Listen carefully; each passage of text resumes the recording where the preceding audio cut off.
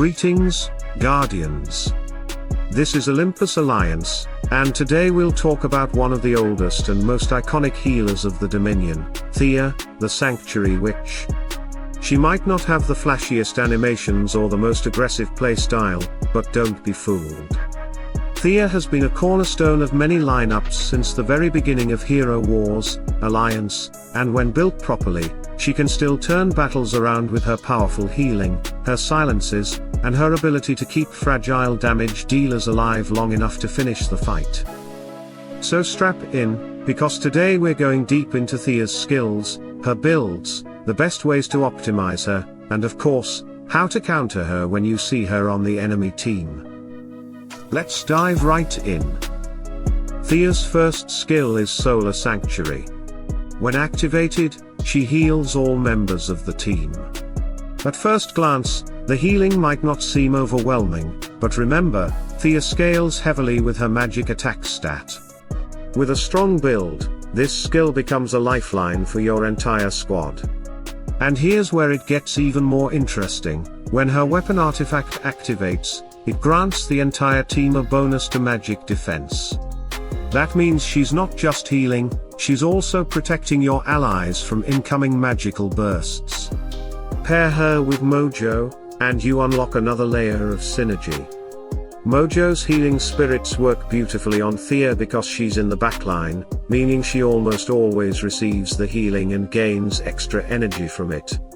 Since Thea is part of the Nature faction, that synergy is amplified.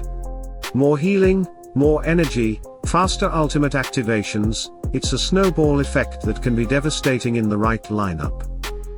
Her second skill is Healing Beam, and this one targets the ally with the lowest health. It might look simple, but it's deceptively effective. In many battles, the enemy is trying to focus down one key hero, maybe your tank, maybe your main damage dealer. Healing Beam jumps straight to that ally, pulling them back from the brink of defeat. And when combined with Solar Sanctuary, it means Thea can stabilize both the entire team and the one ally in greatest danger. It's clutch healing that often decides the outcome of drawn-out fights. Now let's move on to her third skill, Vow of Silence. This is where Thea shifts from a pure healer into a disruptive controller. She applies magical marks above enemies' heads, silencing them for 3 full seconds. That might not sound long, but in Hero Wars, 3 seconds is enough to completely change momentum. Think about it, mages like Orion, Helios, or Krista rely on their abilities to swing battles. When they're silenced, they're stuck doing only basic attacks, and for many of them, basic attacks are weak. This silence shuts down critical ultimates and combos, giving your team the breathing room to take control.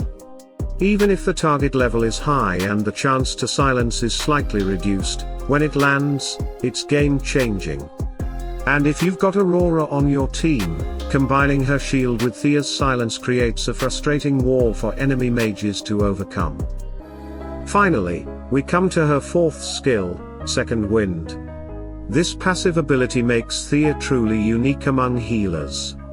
Every time she heals an ally with Solar Sanctuary or Healing Beam, she increases their skill speed by 50% for 4 seconds. That means your allies cast their abilities faster, chaining skills more rapidly, and gaining tempo advantage in the fight. It's not about moving quicker or attacking faster like Martha's abilities, it's about executing skills faster, and that is deadly in the right hands. Imagine Mojo casting healing spirits faster, or Mushy and Shroom cycling into branching mycelium quicker, or even damage dealers getting their skills off before the enemy can respond. This speed buff creates an avalanche effect that overwhelms opponents. So that's her skill set: healing, silencing, supporting, and accelerating. Now let's talk about how to build her properly, because Thea is only as strong as the investment you put into her. When it comes to rank items, focus on gear that boosts her health and magic attack. Early on, pieces like the Talisman, Book of Prophecies, and Panoptic Orb in the Violet stages give her that critical foundation. As you progress into orange ranks, Items like the Sphere of Power, Light of Distant Stars, and Key to All Doors become essential. These not only increase her magic output for stronger heals but also reinforce her survivability. By the time you reach Orange +3 or +4, she'll have what she needs to sustain the team deep into fights. Now for her skins. Thea currently has 5. Her default skin grants intelligence, 2 are magic attack, 1 is armor, and 1 is health. The first priority should always be the health skin. Even though she stands safely on the backline, she can still be targeted by assassins, or backline divers like Ju. Extra health ensures she stays alive long enough to do her job. Next, go for magic attack skins, because they directly scale her first 3 skills, amplifying her healing and silencing power. After that, invest in her default skin, which boosts intelligence, giving her both magic attack and a bit of magic defense. Finally, armor comes last, since Thea is rarely the direct target of physical attackers unless pulled forward by a skill like Cleaver's Hook. If she ever gets another health or magic attack skin in the future, those should immediately take top priority. Let's move to glyphs. Thea's 5 glyphs cover magic attack, armor, magic defense, health, and intelligence. The best path is to start with armor, giving her resilience against physical threats in the mid-game. Next, pump up her magic attack to strengthen her healing output. Health comes third, extending her lifespan across all matchups. Intelligence glyphs should follow, scaling her healing while adding a touch of extra defense. Lastly, magic defense comes last, since she already has solid natural resistance as an intelligence hero.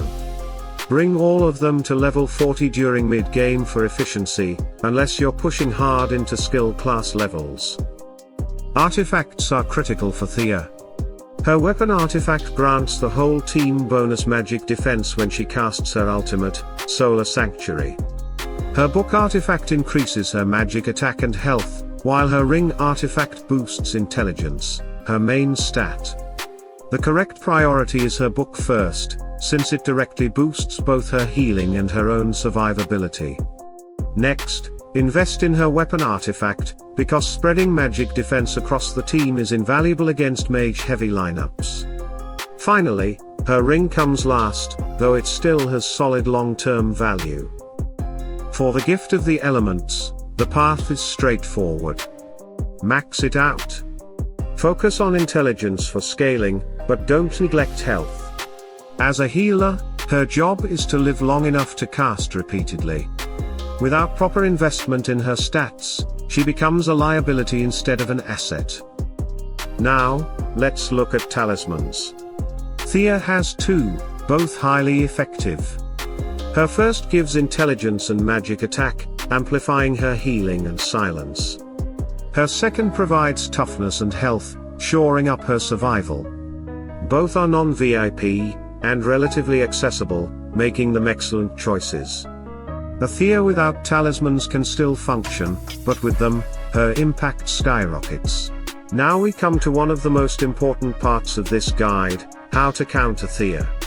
Because make no mistake, as powerful as she has vulnerabilities. Ju is one of the most direct answers. His abilities target the backline, and Thea almost always stands there. A focused Ju can delete her before she gets a second heal off. Iris is another deadly counter. With high magic penetration, she burns through Thea's silence marks and can eliminate her quickly. Celeste, the eternal anti-healer, is arguably her hardest counter. Celeste's limbo not only stops Thea's healing but flips it into damage against her team, turning her greatest strength into a weakness. Jorgen is a nightmare for Thea as well. He blocks her energy gains, which delays her ultimate, the core of her healing kit. And if she's positioned last in the lineup, Jorgen's damage redirection forces the enemy to hit her, often leading to a quick defeat. Finally, Cleaver's rusty hook can drag her out of the backline and into the frontline, where she's incredibly fragile. Once exposed, she rarely lasts long. So, Guardians, that's Thea in all her complexity. She's not the flashiest hero, but her utility is undeniable. She heals, she silences, she accelerates her team's tempo, and when built correctly, she becomes a quiet but unstoppable force in your lineup. What do you think about Thea? Do you still use her in your teams, or have you replaced her with newer healers? Let me know in the comments, because I'd love to hear your experiences. And as always, Guardians, stay tuned, stay sharp, and salute and friendship.